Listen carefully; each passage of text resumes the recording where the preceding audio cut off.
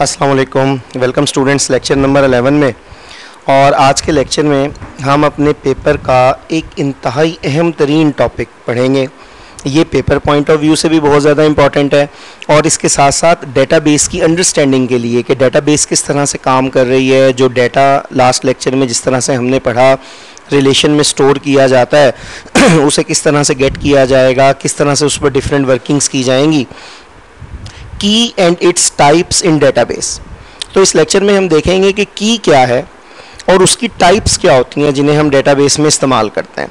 First of all हम देखते हैं की है क्या। एक की इज़ एन एट्रीब्यूट। की हमारे पास एक एट्रीब्यूट है, एट्रीब्यूट या कॉलन। अब हमारे पास जो लफ्ज़ इस्तेमाल होंगे वो एट्रीब्यूट का इस्तेमाल होगा। और सेट ऑफ एट्रीब्यूट्स या एट्रीब्यूट्स का ऐसा मजमुआ है that uniquely identifies A tuple in a relation, जिसके ज़रिए आप टेबल में, रिलेशन में किसी भी टपल को, टपल का लफ्ज़, रो का लफ्ज़ और रिकॉर्ड का लफ्ज़, ये तीनों लफ्ज़ों का अल्फाज का मतलब हमारे पास एक ही है। टपल कह लें, रो कह लें या रिकॉर्ड कह लें। तो किसी भी टपल को, रो को या रिकॉर्ड को अलग से आइडेंटिफाई करने के लिए, किसी भी टेबल में यूनिकली आइडेंटिफाई करने के लिए हमारे पास जो चीज़ इस्तेमाल होती है उसे हम कहते हैं की। The keys are defined in the relations to access to store data easily and quickly. और हम कीज़ को किसी भी टेबल में इसलिए बनाते हैं ताकि जो डाटा हमने उस टेबल में स्टोर किया हुआ है उसे हम आसानी से और तेज़ी से जल्दी एक्सेस कर सकें, इस्तेमाल कर सकें।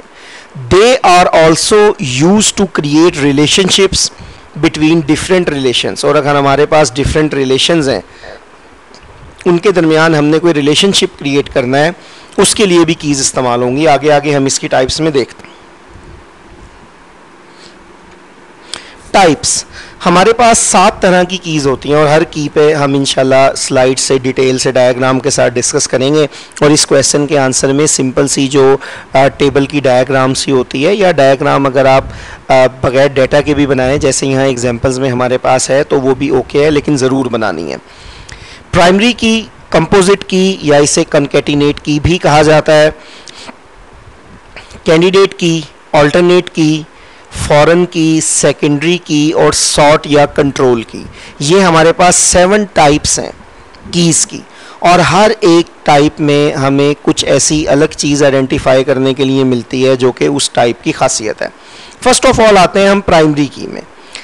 An attribute or set of attributes that uniquely identifies a row in a relation is called primary की। आप समझ लें वो जो की हमने जर्नल डेफिनेशन पढ़ी थी ना, तो वो जो जर्नल हमारे पास है वो प्राइमरी की है। उस डेफिनेशन को हम कह सकते हैं कि ये हमने की नहीं, प्राइमरी की डेफिनेशन पढ़ी है कि कोई भी एक एट्रीब्यूट या एट्रीब्यूट्स का मजमुआ जिसके ज़रिए आप किसी भी रो को, रो कह लें, टपल कह लें, रिकॉर्ड कह लें, टेबल्स में यूनिकली आइडेंटिफाई करते हैं, अलग से पहचान कर सकते हैं, उसे हम प्राइमरी की कहते हैं। Some important points about primary key is as follows. अब प्राइमरी की बनाते वक्त या टेबल में प्राइमरी की के अंडर डेटा स्टोर करते वक्त कुछ इंपॉर्टेंट पॉइंट्स हमें लाजमी जहन में रखने होते हैं। जैसे a relation can have only one primary key. एक रिलेशन में या टेबल में एक प्राइमरी की हो सकती है, एक से ज़्यादा प्राइमरी कीज़ नहीं हो सकती। हाँ, ये अलग बात है, जैसे हमने डेफिनेशन में पढ़ा है कि वो प्राइमरी की एक से ज़्यादा एट्रीब्यूट्स पर मुश्तमिल हो सकती है, लेकिन ओवरऑल हम ये नहीं कह सकते कि किसी टेबल में 2 प्राइमरी कीज़ हैं, प्राइमरी की एक ही होगी। ईच वैल्यू इन प्राइमरी की एट्रीब्यूट मस्ट बी यूनिक। और प्राइमरी की के अंडर जो भी वैल्यूज़ आप स्टोर करेंगे वो यूनिक होनी चाहिए, मतलब एक दूसरे से अलग होनी चाहिए, उनमें कोई रेपिटिशन नहीं होनी चाहिए। रोल नंबर हमारे पास है, जैसे वो रिपीट नहीं होता और उसमें हमारे पास कोई किसी किस्म की रेपिटिशन नहीं है, वो सेम बिल्कुल नहीं होंगी, अलग अलग होंगी, यूनिक होंगी। Primary key can not contain null values. बहुत अहम तरीन बात, प्राइमरी की जो टेबल में आप बनाते हैं उसे आप खाली नहीं छोड़ सकते किसी रो में, लाजमी उसमें कोई ना कोई डाटा आपने एंटर करना है। अब जैसे एड्रेस है, एड्रेस फर्ज करें हमारे पास एक स्टूडेंट का भी नहीं है, हम वो नहीं स्टोर करते, कोई बात नहीं, बाद में स्टोर किया जा सकता है। लेकिन रोल नंबर, यहाँ हमने प्राइमरी की के तौर पर अगर रोल नंबर को बनाया है तो रोल नंबर के अंडर वैल्यू का होना मस्ट है। तो प्राइमरी की में नल वैल्यूज नहीं हो सकती, मतलब आप उसे खाली नहीं छोड़ सकते, लाजमी आपने उसमें डेटा स्टोर करना होता है। फिर हमारे पास नेक्स्ट आ जाता है कंपोजिट की और कनकैटिनेट की। अब ये क्या है? ए प्राइमरी की, ये प्राइमरी की एक टाइप है, इसीलिए हम इसे प्राइमरी की ही कहेंगे।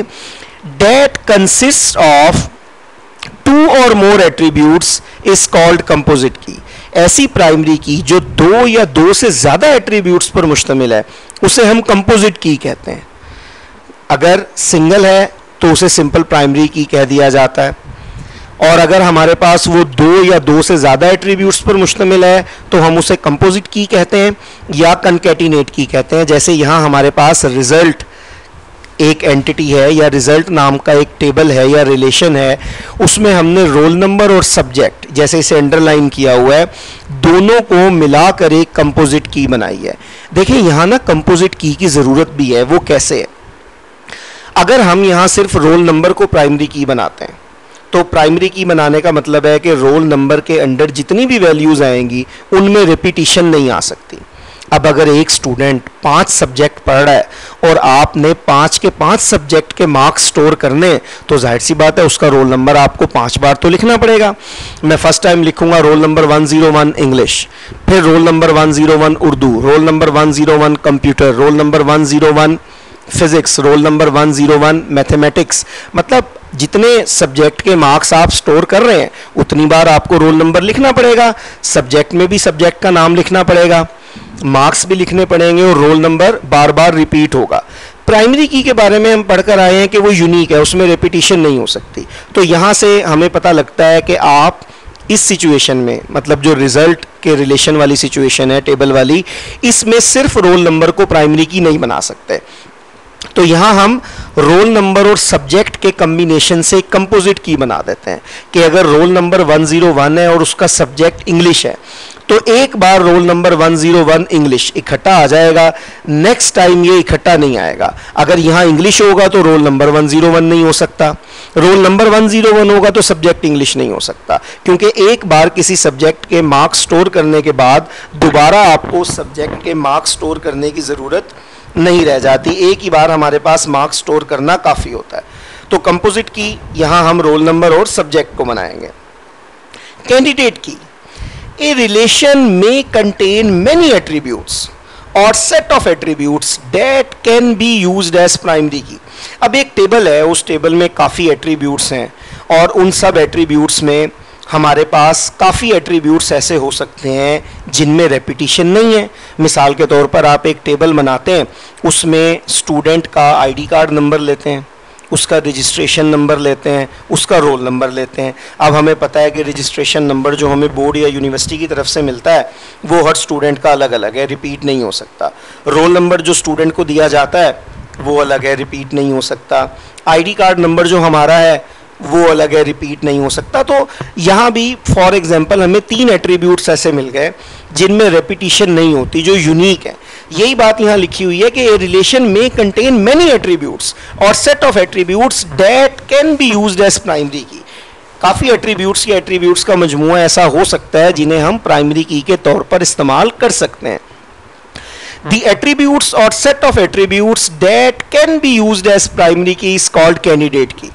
और वो एट्रीब्यूट या एट्रीब्यूट्स का मजमूआ जिन्हें प्राइमरी की के तौर पर इस्तेमाल किया जा सकता है उन्हें हम कैंडिडेट की कहते हैं। जैसे इलेक्शंस में होता है, एक सीट है और उसके कई कैंडिडेट होते हैं, उम्मीदवार होते हैं, जिनमें से कोई भी उस सीट के लिए विन कर सकता है। इसी तरह अगर हमारे पास टेबल में डिफरेंट ऐसे एट्रीब्यूट्स हैं या सेट ऑफ एट्रीब्यूट्स हैं जो यूनिकली आइडेंटिफाई कर सकते हैं, तो उन सब को हम कहेंगे कि ये हमारे पास कैंडिडेट की है, ऐसी की है जिसमें से प्राइमरी की बनाई जा सकती है। ये एग्जांपल आ गई।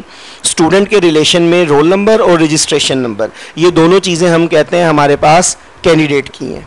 तो नेम है, डेट ऑफ बर्थ है, एड्रेस है, इन्हें हम नहीं कहेंगे, इनमें रिपीटिशंस आती हैं, लेकिन रोल नंबर रिपीट नहीं होता, रजिस्ट्रेशन नंबर रिपीट नहीं होता, तो ये दोनों कैंडिडेट कीज़ हैं। तो स्टूडेंट्स 3 कीज़ मैंने इस लेक्चर में रखी हैं, क्योंकि जैसे मैंने आपको बताया ये बड़ा इंपॉर्टेंट लेक्चर है, आप इसे अच्छी तरह से सुने, समझें, बुक्स आपके पास हैं, वहाँ से इसकी डिटेल पढ़ें। कोई भी क्वेश्चन होता है मुझे बताएं।